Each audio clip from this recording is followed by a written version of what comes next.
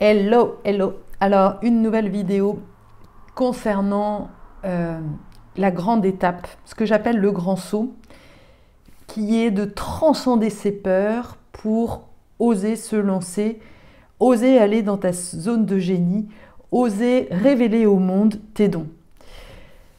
Si tu as la conscience d'être un ou une hypersensible, d'avoir des choses à transmettre au monde, mais d'être bloqué, de ne pas savoir comment faire, eh bien, cette vidéo, elle est pour toi. Alors, comment on fait pour supprimer les obstacles à la réussite professionnelle? Il faut savoir que, et je te mettrai, tu as certainement vu le schéma en fait au début de cette vidéo pour présenter cette vidéo, qui est le schéma qui explique le processus pour passer de la zone d'excellence, c'est-à-dire un métier que tu as appris, peut-être même qui t'a été plus ou moins inculqué, poussé par tes parents, et il y a un moment donné dans ta vie, il y a une autre part de toi qui demande à émerger, qui est ta zone de génie. Sauf que de passer de la zone d'excellence à la zone de génie, waouh, eh ben, ça te fait passer par la zone des peurs. Ouh. Et donc, on va voir ensemble pourquoi tu as si peur d'être ta lumière, en fait. C'est vraiment ça, de réussir. Là, souvent, on croit qu'on a peur d'échouer, mais non. La vraie peur, c'est ta peur de réussir. Je vais t'en dire un peu plus. La première des questions que j'ai à te poser, pour savoir si tu es prête à faire ce grand saut, c'est est-ce que tu es prête à vivre la majorité de ta vie dans un état de plénitude, dans un état de paix intérieure, où tu es vraiment dans un état presque d'extase permanent. Juste laisse-toi accueillir ça, cette question à l'intérieur de toi, et de voir comment ça résonne à l'intérieur de toi. Est-ce que tout de suite tu dis non mais elle est pas bien celle-là, non mais pouf, n'importe quoi, c'est pas possible ça. Bah non, c'est pas possible. Ou de dire je voudrais bien mais je vois pas comment c'est possible. Bah ouais, déjà là, tu vois en fait toutes les parts à l'intérieur de toi qui résistent à ta zone de génie. Parce que quand on est dans notre zone de génie, eh bien on est en paix, on est vraiment dans notre joie. C'est, j'ai envie de dire, on est comme dans un enfant, comme dans un jardin d'enfants. C'est ce que je dis souvent, mais c'est vraiment vrai. Alors il y a quand même des hauts, des bas, mais globalement, c'est l'extase, quoi. C'est le pied total. Donc s'il y a déjà là, à ce niveau-là, des résistances et des croyances qui te font dire que c'est pas possible, c'est ok. C'est normal, puisque l'ensemble de la société, puis alors les médias, ils en rajoutent des tonnes, te font voir que, ben non, la vie n'est que souffrance, que la vie c'est des hauts, des bas, et même dans la spiritualité, on te dit qu'il y a l'ombre, il y a la lumière, que voilà, faut traverser des schémas, et c'est vrai. C'est pas moi qui vais te dire le contraire. J'ai vécu suffisamment d'épreuves pour le savoir. Mais en réalité, ces épreuves-là, elles n'étaient là que pour me faire toucher ma zone de génie. La question, c'est pas est-ce que tu sais si c'est vrai, mais est-ce que tu es prête à envisager cette possibilité ? Si tu n'es pas prête à envisager cette possibilité, j'ai envie de dire, arrête tout de suite cette vidéo, c'est pas fait pour toi. Par contre, s'il y a encore une petite étincelle à l'intérieur de toi qui y croit, et ça c'est ton âme en fait, qui sait qu'en réalité c'est possible, alors continue. Ça c'était la première question. La deuxième question, c'est combien de valeur t'attribues-tu ? Quelle est la valeur de toi? Quelle est l'estime de toi que tu as? Et comment tu te vois toi-même? si je te parle de ça, c'est que je sais combien la plupart des humains, on ne s'évalue pas nous-mêmes, on ne se donne pas une valeur positive, surtout si tu es hypersensible. Cette notion d'estime de toi, elle est vraiment compliquée. Parce qu'en réalité, eh bien, on a cassé en fait, cette estime de toi, cette valeur de toi. Et que du coup, au lieu de voir en fait le diamant que tu es à l'intérieur, eh bien, tu donnes de la valeur à ce que les autres projettent sur toi. Et là, c'est déjà là une limite en fait à ta réussite, au fait de te lancer, de faire ce grand saut. Parce que tant que tu écouteras ce que les autres projettent sur toi, et même tes gens proches, eh bien, tu auras du mal en fait à les sentir, à laisser germer, à laisser pousser en fait ce diamant à l'intérieur de toi.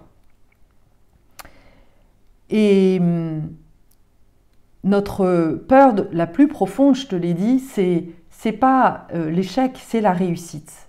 Et on va voir ensemble quels sont les 3 obstacles à laisser émerger en fait ce que j'appelle le phare, ce phare du nouveau monde en plus.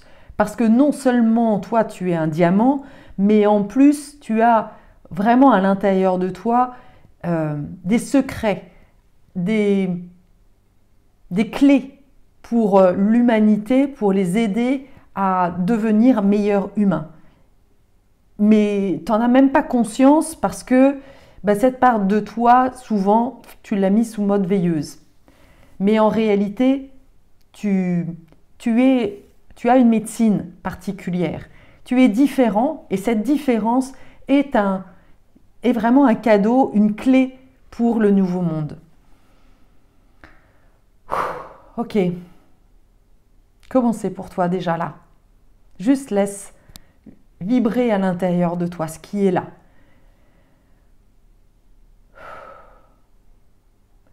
Quand on approche notre zone de génie, je te l'ai dit en préambule, on approche aussi des zones de turbulence. C'est la zone de panique.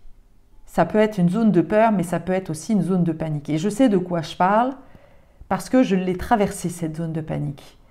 Et alors là, souvent, comme bonne hypersensible qui refoule en fait ses émotions, souvent c'est le mental qui disjoncte. C'est pour ça que tu fais des burn-out. C'est pour ça que tu as des idées plein la tête, mais que tu n'arrives pas à te focuser sur une seule. Parce que c'est les peurs en fait qui remontent et qui t'empêchent d'avoir une pensée claire. Alors, dans cette vidéo, je vais te donner une clé qui va être peut-être compliquée pour toi de comprendre tout de suite parce que il faudrait y passer beaucoup plus de temps. Mais je te donne déjà une première clé et puis si ça te parle, je t'invite à faire un travail plus en profondeur, de faire le chemin initiatique peut-être avec moi, dans lequel on va vraiment aller puiser dans les profondeurs, ces peurs. Et la peur, tu as 2 peurs les plus profondes, tu as une qui est liée à 2 croyances principales, qui est de croire que maman est égale amour, que ta mère t'aime et que ton père veut ta sécurité. C'est les 2 croyances auxquelles tu as dû croire dans ton enfance et qui va être le pilier de plein de croyances, mais aussi de plein de mensonges auxquels tu t'es rattaché pour continuer à évoluer. Et donc,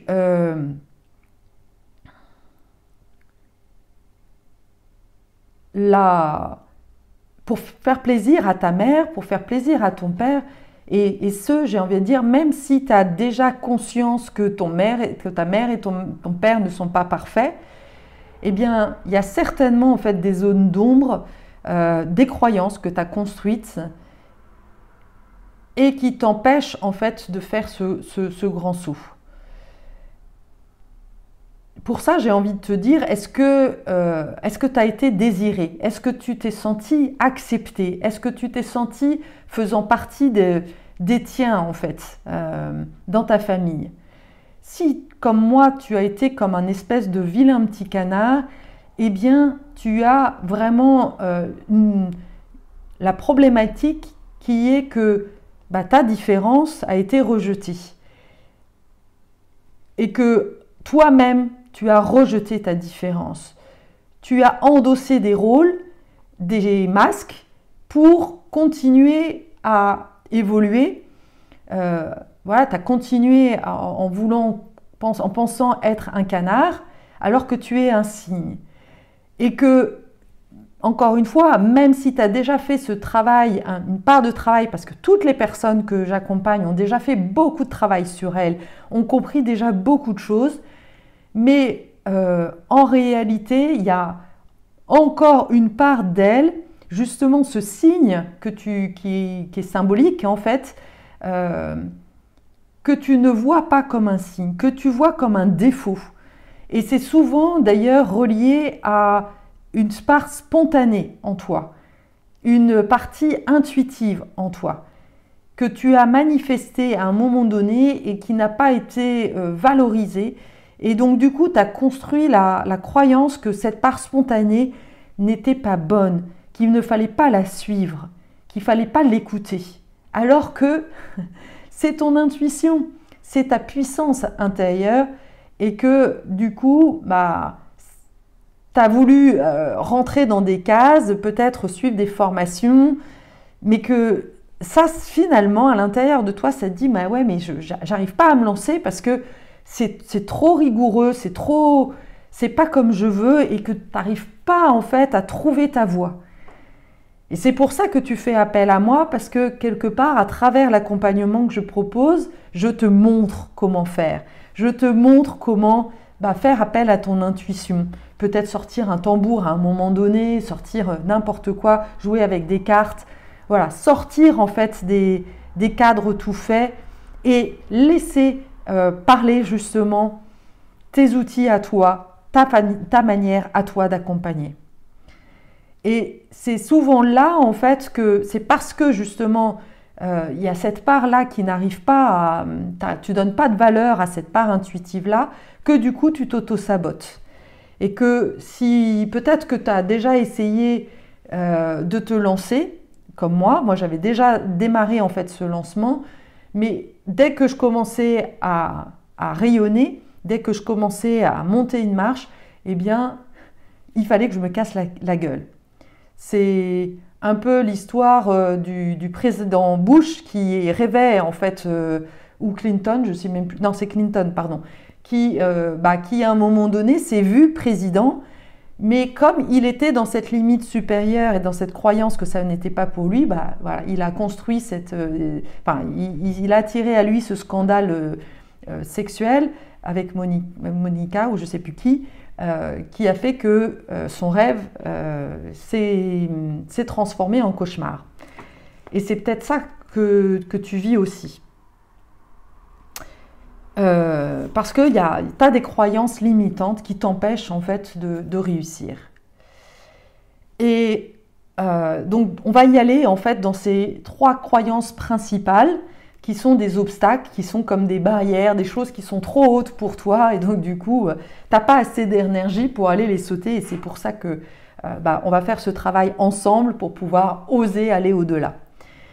La première croyance négative, limitante que tu t'es construite, c'est que tu étais imparfaite. Je viens de t'en parler, c'est vraiment le syndrome du vilain petit canard. C'est ce syndrome de la différence qui est, oui, je suis imparfait, je ne suis pas comme ce que mes parents voudraient de moi. Et donc, tu as ce sentiment de jamais être à la hauteur de ce que tes parents voudraient, de te sentir incomplet. Et donc, du coup, le fait d'éviter de réussir, c'est parfait en fait, parce que ça t'empêche en fait d'aller dans les profondeurs pour déloger en fait et déconstruire ce mensonge et de remettre en question cette croyance. Tu continues, tu préfères à croire la croyance que tu es imparfait plutôt que de voir la réalité que non, tu es parfait en fait. Tu es même plus que parfait. Tu es un être supérieur. Mais c'est tellement impossible pour toi, et le fait de voir cette divinité en toi remet en question tellement de choses de ton enfance et va déconstruire tellement de choses que tu préfères rester accroché au fait que tu es imparfait. Parce que là, et là on va arriver à la deuxième croyance, parce que si tu déconstruis en fait tout ça, eh bien tu as une peur profonde qui est de te retrouver tout seul. Et de te couper en fait, d'être déloyal à tes parents. Et ça c'est une deuxième peur immense en fait, qui est une limite vraiment profonde. C'est que tu as le sentiment que si tu vas développer en fait ton plein potentiel, eh ben oui, tu risques de te retrouver toute seule. Et tu vas être déloyale à ta famille, que tu vas te couper de ta famille. Et là, c'est pas moi qui vais te dire que c'est pas le vrai, parce que c'est clair que moi, depuis que je suis chamane, que j'ai décidé en fait de prendre ma voie, de choisir ma voie, c'est clair que je me sens un peu coupée de ma famille. Pas complètement, parce que je continue à les voir, mais c'est clair qu'on ne parle pas tout à fait le même langage. Et que je me sens complètement différente. Mais la bonne nouvelle, c'est que quand tu choisis cette voie, eh ben, tu vas aussi trouver ta vraie famille, ta famille d'âme, qui te ressemble, qui est comme toi. Et là, du coup, tu vas retrouver les tiens, en fait. Et là, c'est génial, en fait. Là, tu vas retrouver l'extase d'être, juste d'oser être toi-même, de pouvoir parler en toute humilité, de pouvoir sortir les masques et d'être juste toi-même. C'est ça, en fait. Mais pour ça, il va falloir accepter et laisser mourir cette illusion que tu devais soigner les tiens ou guérir les tiens ou faire plaisir aux tiens et que de faire le deuil, de combler les attentes de tes parents. Il y a deux choses, il y a soit combler les attentes des parents, mais comme tu es souvent les personnes que j'accompagne sont quand même des guérisseurs, des guérisseuses, il y a à lâcher en fait l'illusion que tu devais sauver les tiens. Ça fait partie, c'est la deuxième limite.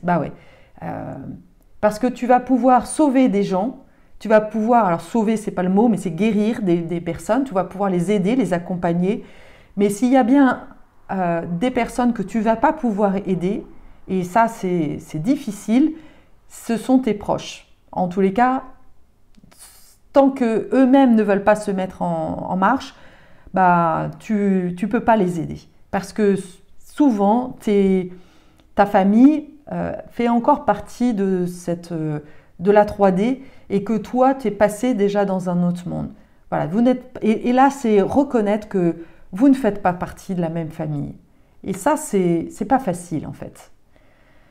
Et puis, la troisième barrière, la troisième croyance limitante, c'est que, surtout quand on est une femme, c'est ce que j'appelle la fausse modestie, qui est la peur de rayonner.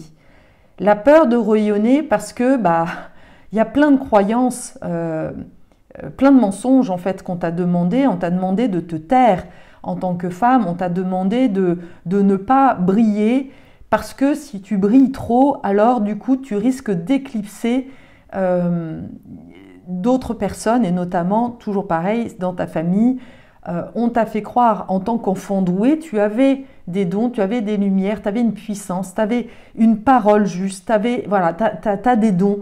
Et ça dérangeait en fait des personnes à l'intérieur de ta famille.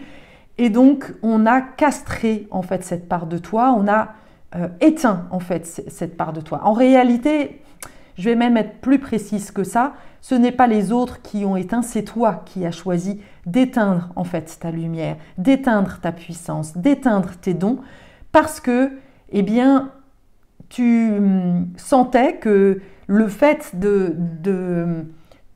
t'as compris, tu as cru que le fait de manifester cette puissance-là, eh bien, pouvait porter préjudice en fait au tien. Tu as senti que ce n'était pas acceptable, qu'ils n'étaient pas bienvenus, ces dons-là, et donc tu les as mis en mode veilleuse.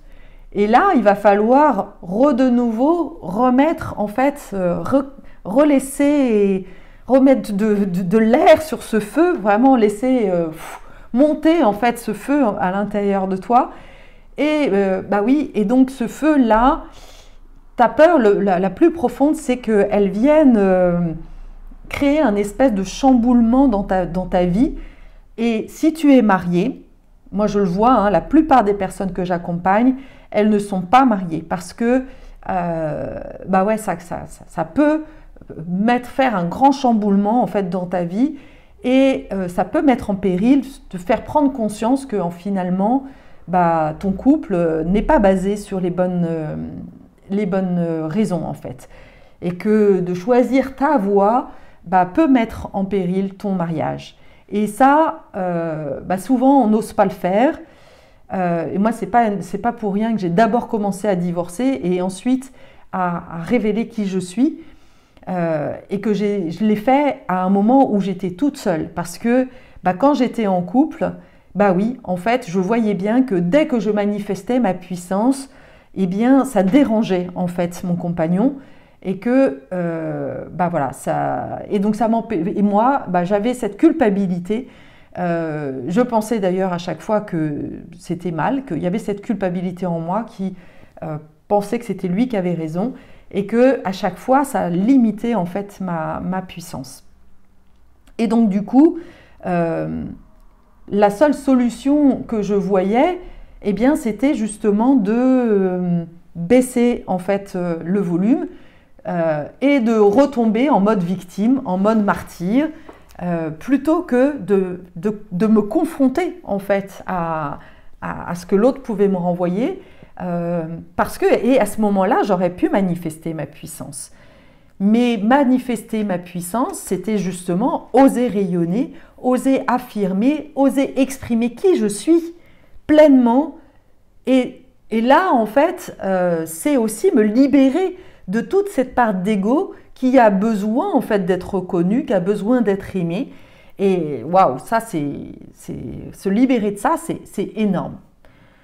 Donc voilà un petit peu tout ce qui t'empêche en fait de manifester qui tu es et